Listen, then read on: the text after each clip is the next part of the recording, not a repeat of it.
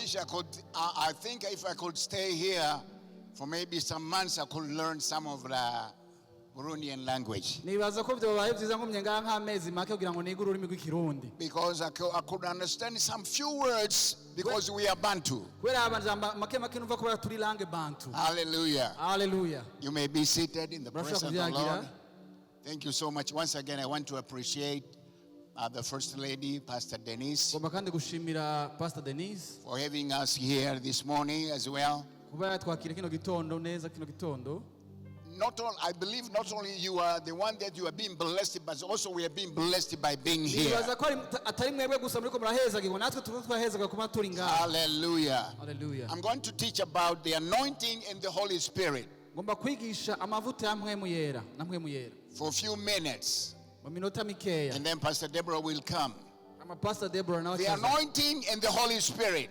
amavuta muri Mpwemu Yera. When we honor the Holy Spirit and realize that He is the one who is doing the work, iyo tumenye yuko Mpwemu Yera ariko arakora igikorwa, and we are simply just to be stewards of His presence, turakwiye kuba mu kubaho kwiwe, servants of the Most High God, bakozi b'Imana usumba byose. we will experience more and more of His power. tuzobona byinshi by'ubushobozi bwiwe. It is not what we want to accomplish. si ibyo twebwe tugomba gushitsa. I want to let you know, pastors, ngomba kubamenyesha bungere as I said, I am a pastor also. nkuko nabwiye ko nanjye ndi It's umwungere. not what we want to accomplish, si ibyo twe tugomba gushitsa, but it is what He wants to accomplish ariko ni ibyo wewe agomba gushitsa us. biciye muri twebwe, through you and biciye muri me. wowe nanje. We have to yield it to the Holy Spirit. turakwiye kumurekera Mpwemu Yera agafata The control. Holy Spirit, the point number one I want to say, the Holy Spirit is a person. icya mbere Mpwemu Yera ni nk'umuntu, ni arafise ni A person. person, Not a power. si ubushobozi mubona. That's why the Bible, Jesus was referred to the Holy Spirit with the personality pronouns. niyo mpamvu muri biriya Mpwemu Yera Yesu yavuga Mpwemu Yera akoresheje pronom personnel. As He will do that, yavuga ati nkuko yabikora Him. we Mpwemu Yera. You cannot address something by telling him or he. ushobora kuvuga ikintu ukoresha izo pronom. That is in the book of John chapter 14 verse 17. Yohana 14:17. You can read it by yourself. I don't have time to do urashobora that. kuyisomera nta mwanya mfise wo kubisoma. And also second, the Holy Spirit of the truth. icya kabiri Mpwemu w'ukuri.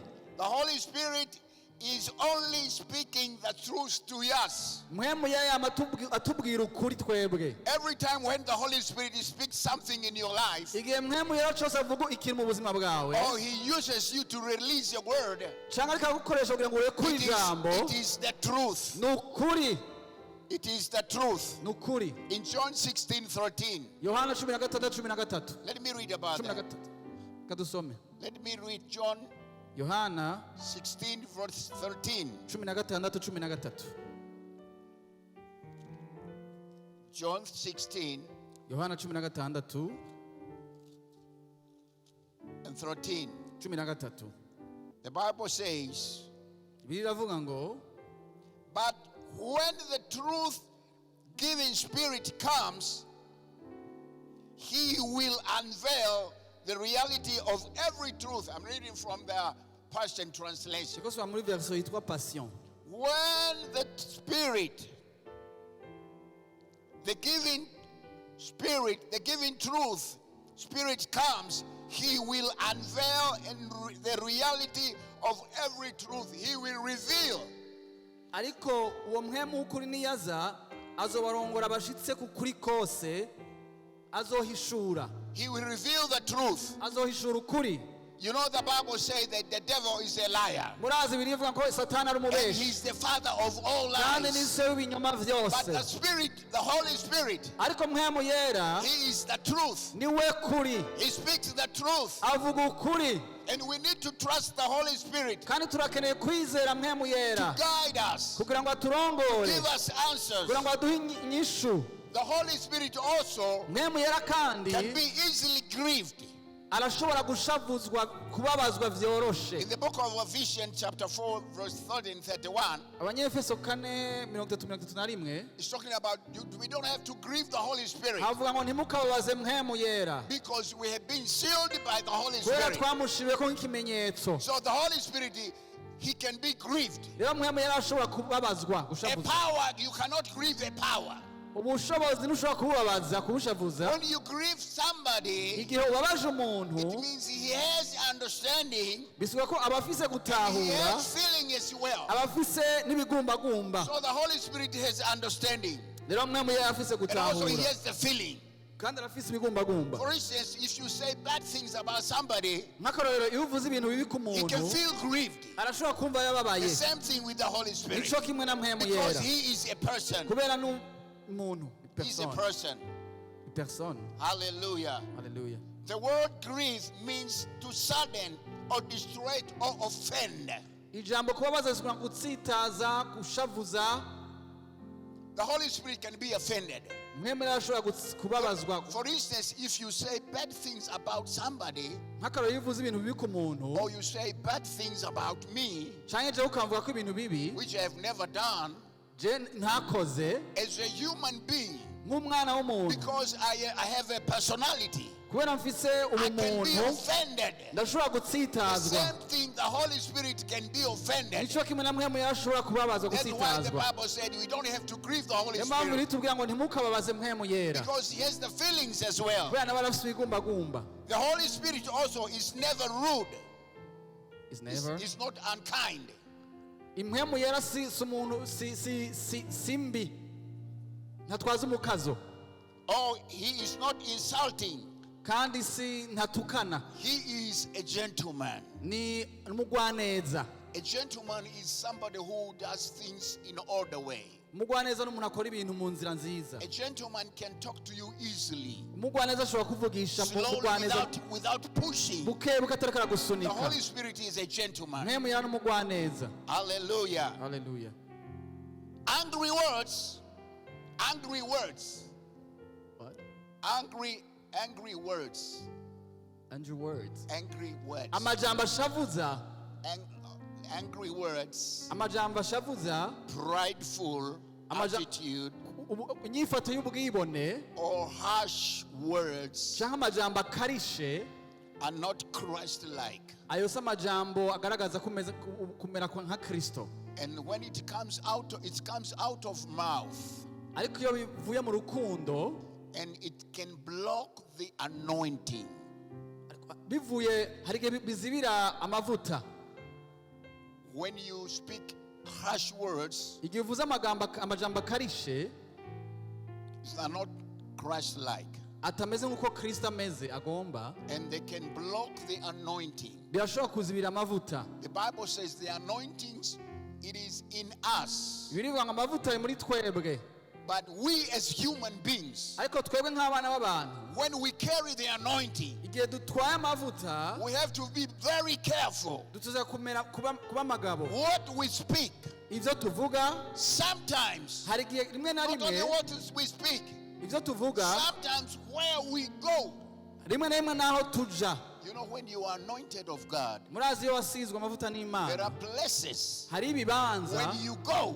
ugiyemwo, There are places when you go, hari ibibanza ubigiyemwo you grieve the Holy Spirit. uba uriko urababaza Mpwemu So Yera. we have to be very sensitive Dukwiriye kuvyumva tukaba when we know hange that we carry the anointing. igihe twamenye ko dutwaye amavuta. Hallelujah. Hallelujah. I have a friend of mine, a pastor in Mwanza. Ndafise umugenzi wanje w'umupasiteri I Mwanza, understand what he said.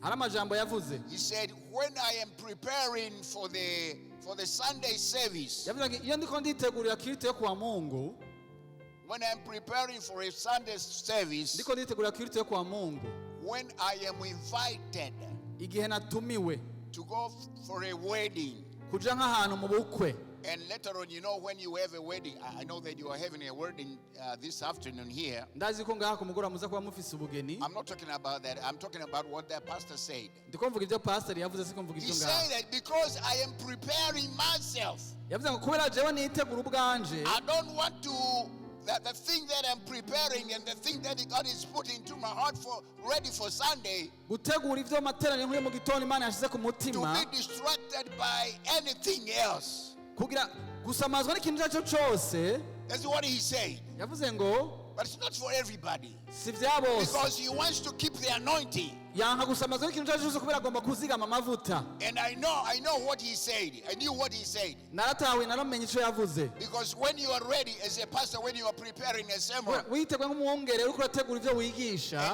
and you have something to do maybe on Saturday night, hama ukaba ufise ivyo ukora kuwa gatandatu ku mugoroba, it can distract you from what you are focusing. birashobora gusamaza ku ntumbero Because yawe you're listening to God, kubera muri uwo mwanya uriko ukeneye so kumviriza that Imana he can use you. kugira ngo Imana igukoreshe. Because as a pastor also, as I said, Nk'umupasiteri nk'uko nabivuze, when I go to the church, when I'm in the church, especially Sunday services, ndi mu rusengero mu makirito yo kwa Mungu, people are expecting to hear from God, abantu baba biteze kumva ibivuye ku Mana, but not from God directly, apana ngo bivuye ku Mana but direct. through you. Imana ica muri wowe umwungere. I used to tell my people in my church Nakunda kubwira abantu mu rushengero that think about ati iyumvire, if somebody is not there preaching.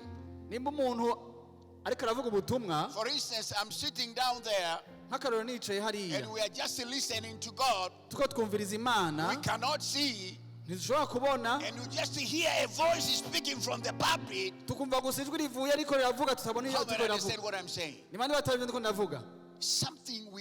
People will be scared. Abantu bazotinya avuga ati iryo jwi riko Who riva is he? that speaking? Ati mbega ninde ariko aravuga?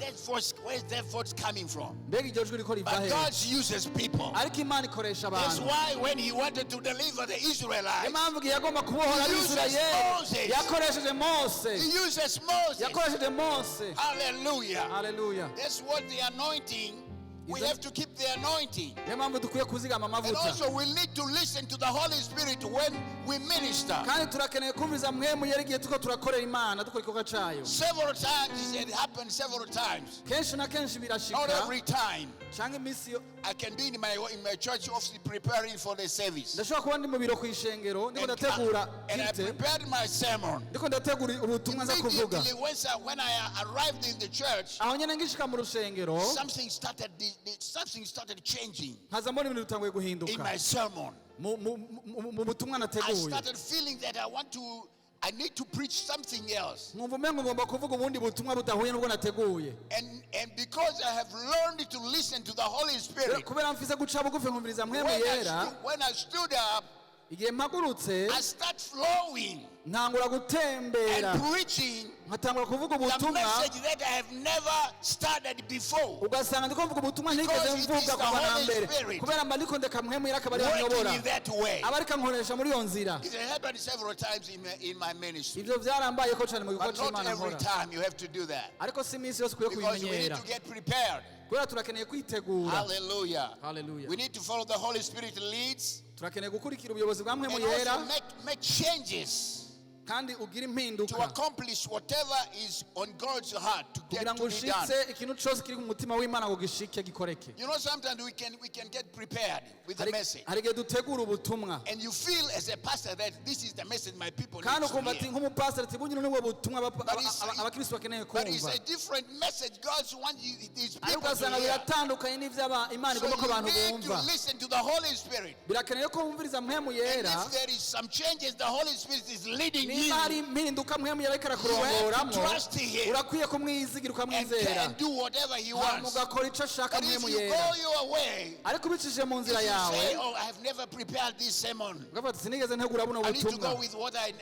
it is in my notes." atereka ngumana n'ivyo nanditse You can find nateguye, yourself missing the Holy Spirit. ushobora gusanga uriko urabura uriko uratakaza ivyo And Mpwemu we Yera don't ashaka, want to miss the Holy Spirit. kandi ntidukeneye gutakaza ivyo Mpwemu We Yera don't want to dufitiye, miss the Holy Spirit. ntidukeneye gutakaza ivya So Mpwemu I'm talking Yera. about the anointing and the Holy Spirit. Ndiko mvuga rero amavuta na It's Mpwemu that same Yera. Holy Spirit who releases the anointing into our Nuwo lives. Mpwemu Yera nyene arekura amavuta ku buzima bwacu. We need to follow the leading of the Holy Dukwiye Spirit. gukurikira uburongozi bwa Mpwemu Yera. Let me give you a testimony of myself. Reka ndabaha intahe gato yiwanje. When I was meditating this morning in our hotel room igihe nako ndiyumvira ndiko ndarimbura kino gitondo muri about hotel this subject or about the anointing in the Holy Spirit. kuvyerekeye bino The vy'amavuta Holy namwe Spirit muyera reminds me something. mwemu yanyibukije ikintu kimwe It's happened many years ago. cabaye haciye imyaka myinshi cane. It was in 2004. Hari muri 2004 I was in the US. nari muri Amerika. In 2004 at the camp. Pastor Muri Deborah 2004 knows that's where I met her. nari ahantu twari twagize camp. I was there in 2004. It 2004 happens, a servant of the Lord, Kenneth Hagin. How many knows Kenneth Hagin? haje They've heard umukozi about it. w'Imana yitwa Kenneth Hagin. Ni bane bamuzi Kenneth It Hagin. happened, he was doing a revival meeting somewhere in Richmond, Yari afise igikorane c'ikanguro in a big church called the Landmark Church. mw'ishengero ryitwa Landmark Church. And with some of my friends, Bamwe mu bagenzi we banje decided, I've been reading Kenneth Hagin books for many years. narasomye ibitabo vyiwe vya Kenneth Hagin imyaka myinshi. I learned about faith through reading those books. Narize kwizera biciye So mu it bitabo was an vyiwe. opportunity for me to go and listen him physically. Kari akaryo keza rero ndose kugira ngo ndamwumvirize tubona n'amaso mu So we yandi. went into that church. Turagenda muri iryo I shengero. don't remember which month it is, but I think it was November or December, something like Sinibuka that. ukwezi mugabo hari mu kw'icumi na rimwe gutyo. 2004. 2004 I'm talking about the anointing and the Holy ndiko Spirit. mvuga ivyaka amavuta na mpwemu And yera. because I've been reading for years the Kubera books about nasomye ibitabo Kenneth myaka Hagin, myinshi vyerekeye umukozi w'Imana yitwa Kenneth Hagin. how the Lord has used him Ukuntu Imana in yamukoresheje vision,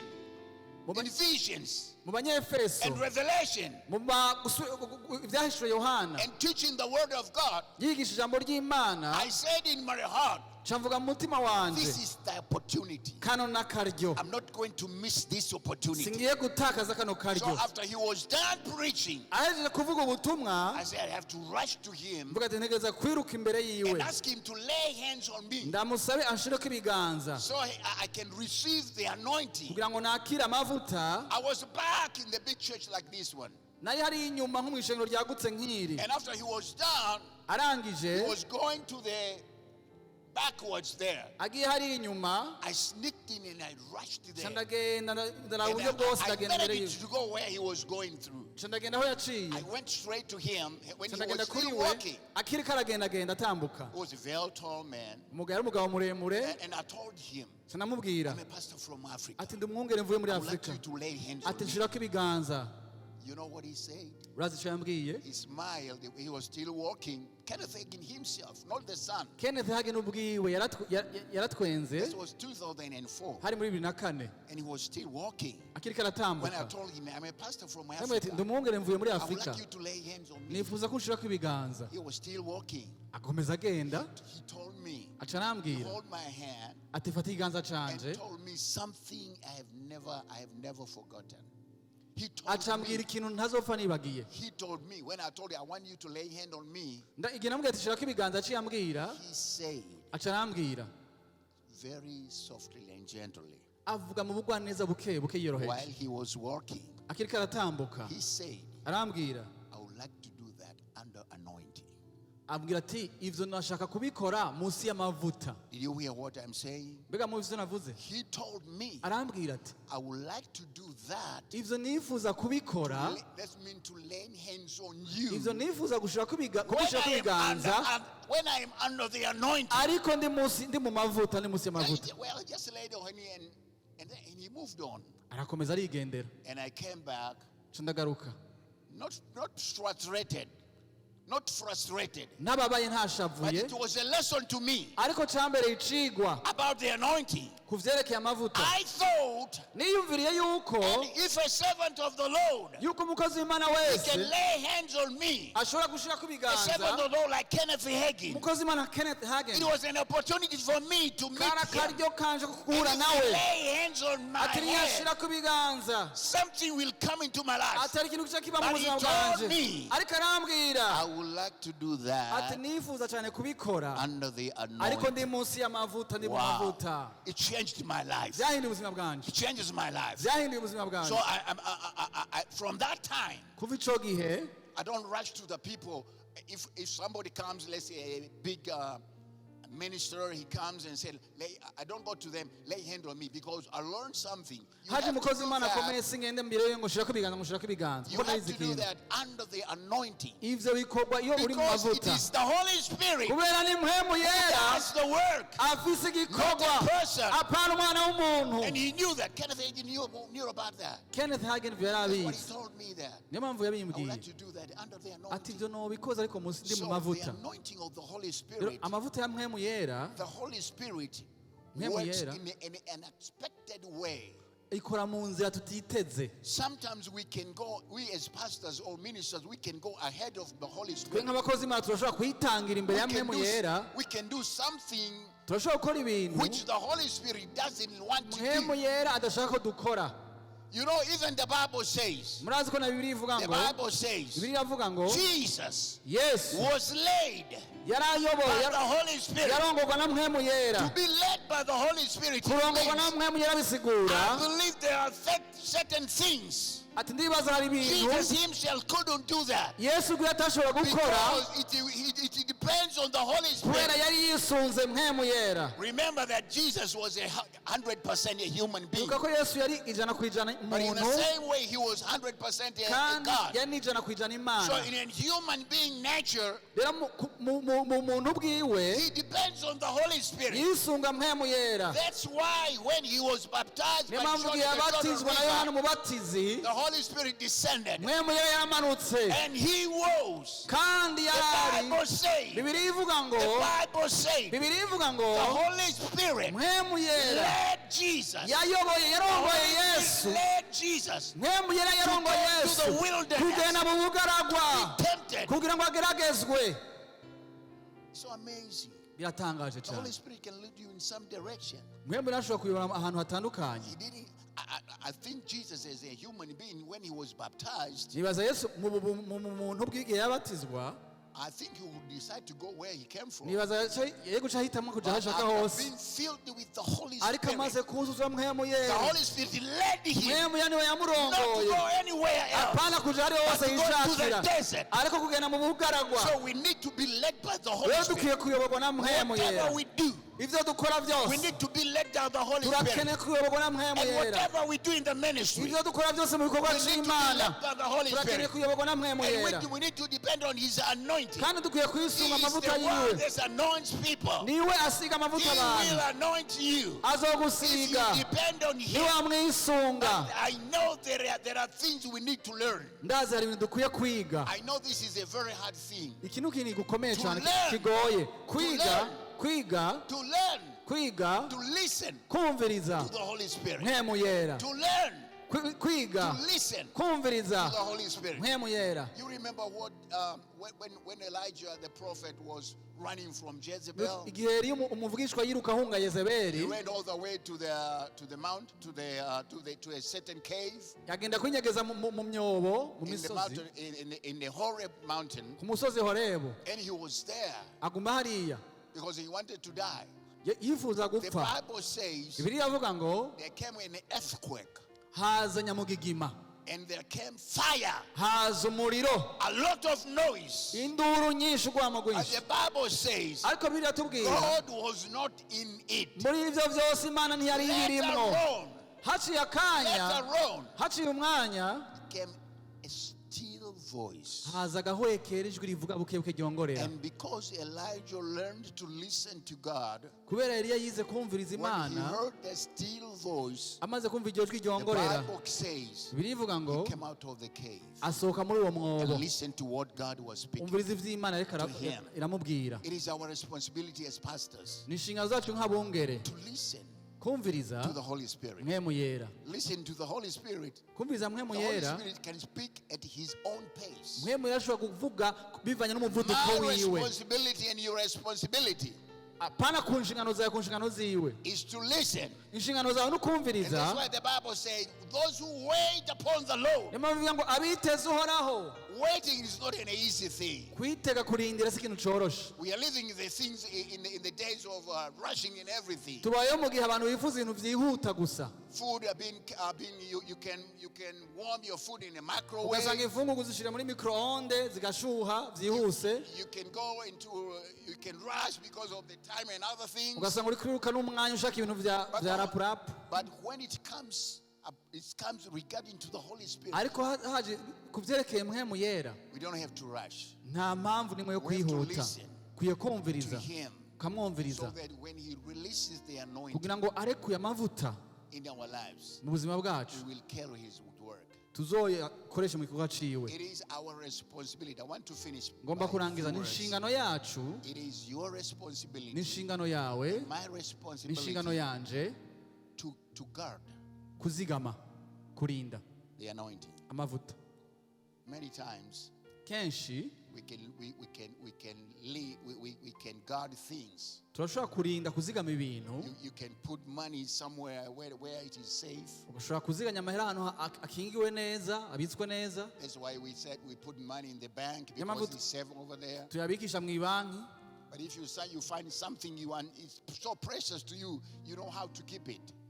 I'm sorry. When you find something, when you have something which is precious to Iyo you, ufise ikintu c'agaciro cyane kuri wewe, you know how to keep precious things. uramenya ingene ukizigama ukirinda. Like women's, Abakenyezi when you have a gold necklace, ufise isheneti y'inzahabu, not just only a necklace, apana gusa a isheneti, gold necklace, ufise isheneti y'inzahabu you cannot put it anywhere ntushobora kuyita hariho hose because gold is precious. kubera inzahabu You irazinze, spend money on it. warayitakaje ko You have to keep amafaranga, it somewhere safe. uza kuyishira ahantu Where harinzwe if you have children, you have small children will not come and take it and kugira ngo go and play ufise abana with that. bato bakinakina kubagana ntibaze ngo bayitware. Moreover, when we have the anointing, Mbega rero birarushirije rero dufise amavuta, it is so precious. afise agaciro So cyane precious. cyane In such a way, we have to keep that anointing. ku buryo dutegereza kuyazigama, kuyarinda. And keeping anointing Kandi kuzigama amavuta is not an easy thing. si ikintu coroshe, Not an easy thing. si ikintu coroshe. It can get you out of what you are used to do Bishobora kugutwara inyuma y'ivyo wari umenyereye gukora because of that kind of anointing. kubera ubwo bwoko bw'amavuta uba ufise. Hallelujah. Haleluya. Hallelujah. I know Pastor Denise, Ndazi umwungere as Denise the former First Lady, wazora umutambuka mukuru w'igihugu, she can be witness to this. arashobora gushingira intahe guhamya. During that time, she cannot go anywhere where even if she wants to. Ico gihe ntiyashobora kuja hashaka hose yifuza. I know she has some friends, but there are some friends they cannot come closer to you Ndazi arafise abagenzi bamwe mugabo ntiyashobora kubatembera uko ashaka because of their status. kubera statue. The same way I'm talking about the anointing. Ni naco kimwe ndiko You ndavuga have to amavuta, guard the anointing ukwiye kuyarinda, kuyazigama. because going closer to things which can destroy, Kwiyegereza ibintu ushobora kuyasambura, or kuyasenya, they can take out the anointing, or they Cyangwa- can quench or block ivyo the bintu bishobora anointing. kuzimya bigakuraho bikazibira amavuta. We need to guard the anointing. Turakeneye kuzigama ayo mavuta. I know today Ndazi uno munsi Pastor Deborah is going to lay hands on whatever to impart something into your life. Pastor Deborah ava bashirako ibiganza kugira ngo agire ico asenge mu I buzima want to bwanyu. encourage you, every one of you, Ndagomba gutera intego umuntu wese to ngaha, open your heart. wugurure umutima wawe. Because let me tell you, Reka ndakubwire, Pastor Deborah can lay hands on you Pastor Deborah ashobora gushirako and ibiganza release something. hama akarekura ikintu kanaka, But ariko if you are not open, ni utiyuguruye, it will end up she has laid hand on your head or on wherever. bizohera mu kukurambika But you will kw'ibiganza not gusa, receive anything. nta na kimwe The uzokwakira. thing is, you need to be prepared. Ukwiye kwitegura, You need to open your heart. ukwiye kugura umutima wawe, You need to open your heart. ukwiye kugura umutima wawe. Hallelujah. Haleluya. It's your responsibility and my Ni responsibility. inshingano as yawe well. kandi inshingano yanje. I know the anointing she had. Ndazi amavuta afise. Since I met her, Kuva igihe twahura for more than 23 or 24 years haciye imyaka ago, irenga 23 24, she has imparted many things into my life. mu buzima bwanje yaragize ikintu gikomeye cyane yahinduye. One of the things I want to let you know, Kimwe mu kintu nashaka ko amenya, I live in Mwanza. mba imwanza, I've never interpreted anybody nta before nta n'umwe ndeterpreta imbere. But when she came in, Ariko igihe yaza I wanted to get another interpreter for her to be interpreted. nagomba kumuha umusiguza musigurira ururimi wundi. She said, "No, I want you to interpret me." What? She said, "I want you to interpret Aravuga me." ngo acambwira ati ni wowe nshaka gusobanurira imessage ngiye And gutanga. I told her, I have never done interpretation Ndambwira ati before. sinigeze nginterpreta Say, "No, you kuva. will." Arambwira turabishobora aza kubikora. Since I started doing that, kuva ntanguye it kuinterpreta was something, the anointing has been released into my life. hari ikintu c'amavuta carekuye mu buzima bwanje Interpreting pastors and different people. gusigurira abapasiteri n'abantu batandukanye. Hallelujah. Haleluya. It is her who initiated in me in allowing the Holy Spirit to move into my life. niwe yanyemereye yashize mu kibanza c'uko nemerera Mpwemu Yera agendagende mu buzima bwanje. Hallelujah. Haleluya. I'm not boasting. I want to tell you the truth. Sindiko ndishima ndiko ndababwiza ukuri. I am among one of the best interpreters in my city. Ndi umwe mu basobanuzi beza cyane mu gisagara mbayemwo. Because of the anointing kubera amavuta that it was blessed into my life. yashizwe mu buzima bwanje. Because you have to believe whatever she said. kubera utegeza kwizera icyo avuga cose. Because as far as I know, kuko gushikaho ndabimenye she aho moves ashika mu under kumenya anointing. agendera mu She mavuta cannot say anything. ntashobora kuvuga ikintu icyo ari If cyo God cyose. gives her a word, igihe Imana imuhaye it ijambo doesn't come from her mind. ntashobora kuvuga ijambo ryikwiye mu mutwe wiwe. avuga ijambo rivuye ku It's Mana. come from God. avuga ijambo rivuye ku I Mana. know it's come from God. ijambo rivuye ku Let Imana. me give you another testimony about Pastor Deborah, and then I'm done. reka ndababwira intahe gato ya Pastor Deborah hama ndangize. We went to Israel with her some twagiye years ago. muri Israeli haciye imyaka. And when I was being baptized in the river of Jordan, maze kubatizwa mu ruzi Yorodani, and the prophetic word came to her, haca haza ijambo ry'ubuhanuzi kuri we speaking about my life. avuga ku buzima bwanje. She spoke something. aravuga ikintu. Listen to me. nyumviriza. She spoke something. aravuga ikintu. She spoke something aravuga ikintu that was in my heart. cari mu mutima I've wanje. never shared even to my wife. As- I've never shared with anybody else. n'umukenyezi wanje Even my atakizi. wife didn't know about nta that. n'umwe nari bwakibwira And n'umukenyezi when wanje aco I yarazi. heard that word spoken in my maze kumva life, iryo jambo rivuzwe mu buzima I bwanje cried ca ndarira because I know she must be God. kubera navuze ati itegeza kuba ari Imana Because yavuze. there is no way for her to know what Kuko is in my heart. nta kuntu na kumwe yomenya ibiri mu mutima Because I've wanje. never shared even with nta my own n'umwe wife. ndabibwira n'umukenyezi wanje ntabone bwayibwire. So this morning I want to encourage you. kino gitondo ngomba gutera intege. When it is time for impartation, hageze umwanya wo kubasenga come kubana kw'ibiganza open your heart. uze kuza wugura Tell the umutima Lord, wawe. Lord, I'm opening my heart. bwira Imana ati ndugura I'm umutima ready wanje. to receive nditeze kwakira anything you have for me. ikintu cyose ufitiye. I'm ready to receive nditeguye kwakira in the name of Jesus. mu izina rya Yesu. Hallelujah. Haleluya. Father, I thank you, Lord, for this Data session. ndagushimira kuri kino vyigwa. I bless your name, Lord. mu izina ryawe Thank you, Mwana. Lord, because today you're going to move urakoze mightily. ubuyobozi bwo kugenda mu bushobozi. You're going to have your way in the lives of your servants. kozi wawe In the name of mu Jesus. izina rya Yesu. Thank you, Lord, urakoze for your Mwami presence.